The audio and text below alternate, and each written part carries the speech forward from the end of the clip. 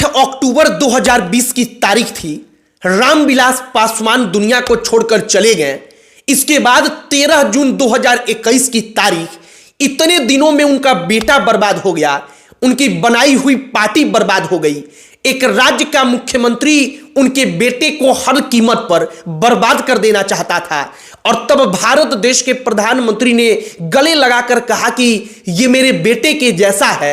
और 36 महीने में वो चिराग पासवान पलट कर कहते हैं कि मैं शेर का बेटा हूं, मैं झुकूंगा नहीं, मैं आगे बढ़ूंगा। और 36 महीने में चिराग पासवान ने पूरी की पूरी कहानी पलट कर रख दी। आज आपको कहानी बताएंगे चिराग पासवान के जीवन के वो 36 महीने, जिन 36 महीनों में चिराग पासवान ने अपने जीवन का सबसे बुरा दौर भी देखा और अपने जीवन की सबसे बड़ी सफलता भी देखी। आपको कहानी बताएंगे कि कैसे अर्श से फर्श पर चिराग पासवान आकर गिरे और फिर उठकर खड़े हुए और फर्श से अर्श का सफर तय किया। आगे बातचीत करने से पहले हमारा नमस्कार स्वीकार करिए। हमारा नाम मोहित कुमार सिंह है और सबसे पहले पासवान जब इस दुनिया को छोड़कर गए तो इसके बाद से ही चिराग पासवान की पार्टी को तोड़ने के लिए शायद प्रयास जारी हो गया। चिराग पासवान के नेतृत्व में बिहार विधानसभा का चुनाव बीता। जो उनकी पार्टी लोक जनशक्ति पार्टी थी वो अकेले चुनाव लड़ती है, वो खुद ज्यादा सीट नहीं जीत पाती, मात्र एक विधायक बनता है, वह भी उनको छोड़कर चला गया। लेकिन उनकी पार्टी ने नीतीश कुमार की पार्टी को कमजोर कर दिया। इसके बाद नीतीश कुमार चिराग पासवान के पीछे पड़ते हैं। इसी बीच होता क्या है, उनके चाचा पशुपति पारस, जो अब तक जब तक उनके पिता थे चिराग पासवान के, उनके बड़े भाई तब तक उनके साथ थे, उन्होंने पार्टी के 5 सांसदों के साथ मिलकर बगावत कर दी। चिराग पासवान 13 जून 2021 को उन तक खबर पहुंच जाती है कि पार्टी टूटने वाली है। चिराग पासवान अपनी गाड़ी लेकर अपने चाचा से मिलने जाते हैं। उनके बंगले के बाहर उनका गेट नहीं खुलता, वो 15 मिनट तक गाड़ी में बैठे रहते हैं। ये चिराग पासवान के जीवन का वो पल था जो शायद वो कभी नहीं भूल पाएंगे। शायद अपने जीवन में उन्होंने अब तक कभी वैसा अपमान अपना नहीं देखा होगा। रामविलास पासवान के रहते तो कभी नहीं देखा होगा। चिराग पासवान की तबीयत खराब थी, उनके हाथों में बोतल वगैरह जो चढ़ता है उसका सारा का सारा जो इंजेक्शन है वो लगा हुआ था। चिराग पासवान वैसे ही गए थे, वैसे ही लौट कर आए। चाचा नहीं माने, पार्टी टूट गई। 5 सांसदों ने मिलकर चिराग पासवान को राष्ट्रीय अध्यक्ष के पद से हटा दिया। उनके चाचा पशुपति पारस केंद्र में मंत्री बन गए, प्रधानमंत्री नरेंद्र मोदी के कैबिनेट में शामिल हो गए। चिराग पासवान अकेले हो गए।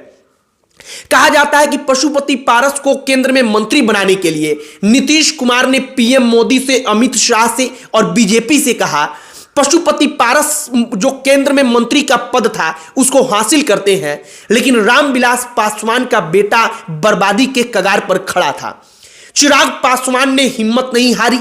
उन्होंने जो अपनी पार्टी थी उस पार्टी का जब सिंबल फ्रीज हो गया, उपचुनाव में उन्होंने कहा कि हमारा उम्मीदवार उतरेगा, तो चुनाव आयोग ने दोनों को अलग अलग सिंबल दे दिया। अब नया सिंबल, पार्टी का नया नाम जो एलजेपी लोक जनशक्ति पार्टी हुआ करती थी वो चिराग पासवान की लोक जनशक्ति पार्टी रामविलास बन गई। और चिराग पासवान घूम घूम कर पूरे बिहार में लोगों के बीच जाने लगे। उन्होंने छोटी मोटी सभाओं को करना शुरू किया। वो कहीं गाड़ी लेकर जाते तो उनकी लोकप्रियता धीरे धीरे बढ़ने लगी, वो दिखने लगी। चिराग पासवान ने मेहनत किया और जब लोकसभा का चुनाव आया तो जो सांसद उनके चाचा के साथ पार्टी टूटी थी उस वक्त पर उनको छोड़कर गए थे, उनको अंदाजा हो गया कि चिराग पासवान के साथ रहेंगे तभी हम सांसद बन पाएंगे, वरना सांसद नहीं बन पाएंगे। एकाध सांसदों ने चिराग पासवान से मुलाकात की, उनको चिराग पासवान ने वापस अपने पार्टी में लाया, फिर से वो सांसद बन गए। लेकिन कुछ सांसदों को चिराग पासवान ने छोड़ दिया। वो आज की तारीख में कहीं से सांसद नहीं है। उनके चाचा पशुपति पारस खुद सांसद नहीं है। उनके चचेरे भाई प्रिंस राज जिन्होंने बगावत की थी वो सांसद नहीं है। और चिराग पासवान ने वापस अपनी पार्टी खड़ी की। जब लोकसभा का चुनाव हुआ तब नरेंद्र मोदी ने बताया कि ना, चिराग पासवान में ही भविष्य है और उन्होंने चिराग पासवान की पार्टी को तवज्जो दी। चिराग पासवान की पार्टी को 5 लोकसभा सीट दिया गया, पांचों का पांचों लोकसभा सीट चिराग पासवान जीत गए। और यही वो 36 महीने की कहानी है कि जून 2021 में सब कुछ बर्बाद हुआ और जब महीना आता है जून का ही साल 2024 का, तब चिराग पासवान ने उस वक्त पर 9 जून 2024 को मंत्री पद की शपथ ली थी। मतलब 36 महीने की वो कहानी जब चिराग पासवान की पार्टी टूटी। एक राज्य का मुख्यमंत्री पूरी तरीके से तैयार था कि हर कीमत पर उनको बर्बाद कर देना है, क्योंकि 2020 के विधानसभा के चुनाव में नीतीश कुमार को चिराग पासवान ने वो झटका दिया था जो अब तक उनको परेशान कर रहा है। लेकिन चिराग पासवान ने अपना सब कुछ खो दिया, इसके बावजूद वो टिके रहे। हमें याद है उस दौरान चिराग पासवान जब लोगों के बीच जाते थे तो वो कहते थे कि मैं शेर का बेटा हूं, मैं झुकूंगा नहीं। मुख्यमंत्री चाहते हैं कि हमको बर्बाद कर दें, नीतीश कुमार चाहते हैं, और यह जगजाहिर था कि नीतीश कुमार के इशारे पर ही चिराग पासवान की पार्टी टूटी है। नीतीश कुमार के कारण ही पशुपति पारस केंद्र में मंत्री बने हैं।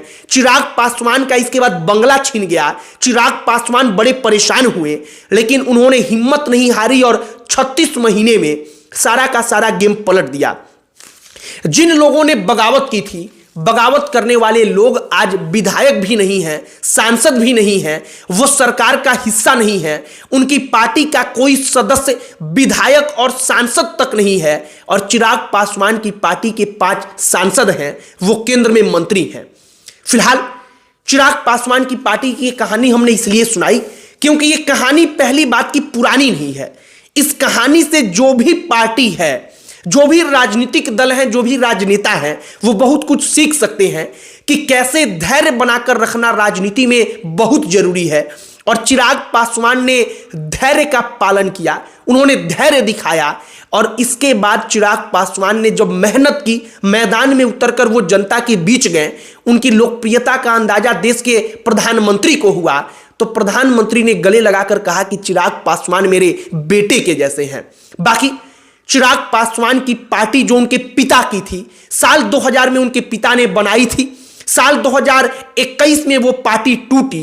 चिराग पासवान बर्बादी के मुहाने पर खड़े थे और साल 2024 आते आते फिर से उनकी पार्टी, नई पार्टी खड़ी हो गई, वो केंद्र में मंत्री बन गए। यह सब कुछ कैसे हुआ आपको ये वीडियो देखकर मालूम चल चुका होगा। बाकी चिराग पासवान की जो कहानी हमने आपको बताई है, इस कहानी को सुनने के बाद आप क्या कहेंगे कमेंट बॉक्स में लिखकर बताइएगा। एक और बात आपको हम कहेंगे कि राजनीति में कोई परमानेंट दुश्मन या दोस्त नहीं होता। इससे एक सीख और मिलती है, क्योंकि आज चिराग पासवान उसी नीतीश कुमार के साथ अपना प्रेम जो है वो जाहिर कर रहे हैं। वह कह रहे हैं कि नीतीश कुमार के नेतृत्व में ही हम फिर से विधानसभा का चुनाव जीतेंगे। आपकी इस पर क्या प्रतिक्रिया है कमेंट बॉक्स में लिखकर बताइएगा। वीडियो यहीं पर समाप्त करते हैं। अंत में हमारा परिचय, हमारा नाम मोहित कुमार सिंह है। बहुत बहुत धन्यवाद।